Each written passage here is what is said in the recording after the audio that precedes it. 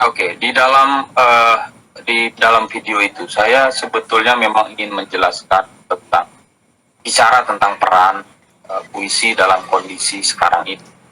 Bicara tentang puisi, peran puisi, tentu saja kita akan bicara lagi tentang peran sastra di dalam realitas kehidupan masyarakat, dan itu persoalan lama sebetulnya.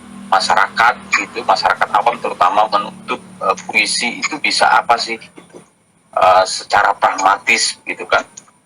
Bahkan banyak orang yang menuntut puisi itu cuma bisa berhayal saja begitu, berteriak-teriak saja, sementara kami mungkin dibandingkan misalnya dengan para dokter, para tim medis di lapangan yang memang berada di garis depan, saya kira perbandingannya tidak bisa seperti itu. Maka puisi sebetulnya bicara dalam wilayah-wilayah yang lebih ke spiritualitas, lebih ke imajinatif, lebih ke semangat emosional, lebih ke dalam gitu. Nah, tetapi persoalannya kemudian puisi baru bisa mentransformasikan nilai-nilainya ketika dia dibaca. Nah, sementara persoalan kita dalam sastra modern misalnya, teks-teks itu ya sampai hari ini tentu kita masih punya persoalan tentang keterbacaan teks sastra. Nah, ini juga jadi masalah, bagaimana sastra bisa bekerja, bisa mentransformasi nilai-nilainya ke dalam diri masyarakat sementara dia tidak dibaca. Sementara teks bekerja ketika dia dibaca.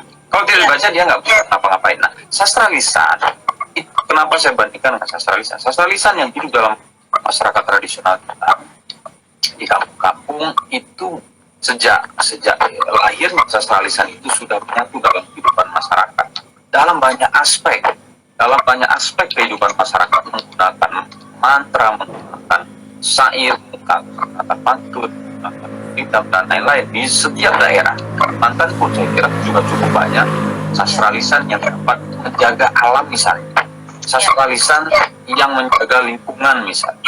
Itu kalau kemudian diterapkan kembali dalam masyarakat modern hari ini, kerja sastra akan lebih efektif dibandingkan misalnya teks sastra modern yang keterbacaannya menjadi terbatas. Saya kira itu pendapat saya dalam video itu. Akan untuk saat ini mungkin bisa kayak dibangkitkan kembali sastra lisannya itu ya Pak ya, berarti? Ya sebetulnya mungkin orang akan bicara tentang mau seperti membangkitkan batang terendam begitu. Artinya itu kan sudah sangat lama. Tapi kalau kita pulang ke kampung, di kampung-kampung, sastra lisan sebetulnya masih hidup, meskipun dia hampir tidak lagi relevan dalam proses berkehidupan masyarakat, karena masyarakat pun sudah masuk ke dunia yang modern, sehingga sastra lisan tidak lagi memberi semacam obat gitu loh, tidak mempan lagi gitu.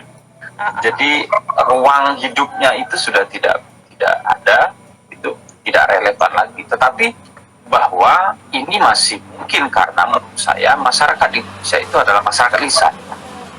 Ya, ini perlu digarisbawahi. Menurut saya masyarakat Indonesia itu adalah masyarakat lisan. Kita lebih suka, lebih senang ngobrol, bicara, kedai kopi, dan lain-lain, bicara begitu, dibandingkan misalnya menulis dan membaca. Kita lebih suka menonton misalnya yang visual, sesuatu yang cepat ditangkap daripada membaca. Itu tidak bisa dielakkan ya, menurut saya itu sudah menjadi ini ya, darah daging dari masyarakat. Jadi keluhan apapun tentang soal keterbacaan, soal minat baca dan lain-lain, kita harus melihat itu secara antropologis, bahwa masyarakat Indonesia ini yang masyarakat lisan. Apakah puisi yang berisi tentang kepedulian terhadap apapun atau misalnya sekarang terhadap lingkungan itu mampu membuat orang lain itu ikut peduli juga Pak? Ya, itu pertanyaan besar ya, sering dibahas ya. Terakhir saya memberi seminar dengan beberapa sastrawan di Bali ya. Juga persoalan dengan lingkungan, sastra lingkungan. Saya ingin menegaskan bahwa kalau sastra dalam konteks isi atau tematik sastra yang bertema lingkungan, konservasi lingkungan dan lain-lain itu banyak. Itu saja ditulis oleh terus-menerus ditulis oleh penyairnya, tapi keterbacaannya lagi-lagi itu jadi persoalan. Satu, yang kedua, kalau ini diharapkan ingin memberikan kontribusi terhadap konservasi lingkungan, maka harus ada semacam gerakan bersama sastra lingkungan. Dia harus menjadi grand narasi, menjadi harus besar di dalam sastra Indonesia. Jadi harus ada gerakan yang masif. Semua sastrawan misalnya melakukan gerakan menulis lingkungan, kemudian tidak hanya menuliskannya, tetapi juga kemudian mempublikasikannya, kemudian melakukan edukasi lingkungan melalui sastra atau melalui puisi, baru itu bisa terjadi. Tapi kalau tidak, saya agak pesimis ini bisa memberi kontribusi langsung ya terhadap bagaimana peran sastra dalam konservasi lingkungan. Tetapi bukan berarti bahwa itu tidak mungkin, karena ada banyak karya sastra selama ini juga memberi kontribusi ya sedikit banyak. Lagi-lagi kita kembali ke sastra lisan misalnya tadi kan, sastra lisan menjaga lingkungan, bagaimana dia nebang pohon itu tidak boleh sembarangan misalnya, kemudian ada mantra-mantra tertentu, dan ada pohon itu ada penunggunya misalnya gitu ya. Kalau di kampung saya, penunggu itu bisa saja menakut-nakuti orang. Pohon besar itu orang nggak berani nebang itu. Nah itu kan dari sisi filosofisnya kita akan bisa memaknai bahwa itu memang bagaimana tradisi lisan. Saya kira itu misalnya Rendra dengan sajak-sajak pamfletnya di situ dan sajaknya yang politik sosial dan lain-lain, banyak sekali sajak-sajak yang berpengaruh terhadap bagaimana kondisi sosial saat itu. Sajak atau puisi itu sangat diyakini memiliki kekuatan. Saya pernah merasakan bagaimana ketika Rendra membacakan puisi di zaman itu, saya masih anak kecil waktu itu, mahasiswa begitu, dan itu demikian terbakarnya kita, semangat kita untuk melakukan semacam perlawanan dalam tanda kutip terhadap rezim tertentu. Jadi kalau bicara tentang sejauh mana sastra mampu menggerakkan atau mengubah, ya, tentu saja harus ada tolak ukurnya, harus ada indikasi-indikasinya. Tetapi bahwa sastra bicara lewat hati, itu sastra bicara lewat pikiran, lewat emosi.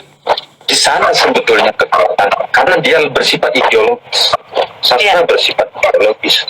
Ketika orang sudah kokoh dengan ideologinya dan dengan sastra yang memperkuat itu, orang akan gampang saja menggerakkan tubuhnya, karena dalam pikiran perasaannya dia sudah solid ideologisnya, kemudian dia bisa dengan mudah melakukan perlawanan gitu.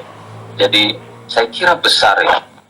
Belum lagi kalau kita bicara tentang keterbacaan tadi, bagaimana Pramudia Anantatur misalnya di luar puisi misalnya ya, sastra bicara tentang sejarah Indonesia itu luas lagi. Bagaimana sastra memberi kontribusi mencatat berbagai peristiwa sosial yang terjadi, dan sastra sekali lagi adalah saksi di realitas sosial. Penulisnya itu adalah penyaksi yang dia tuliskan itu.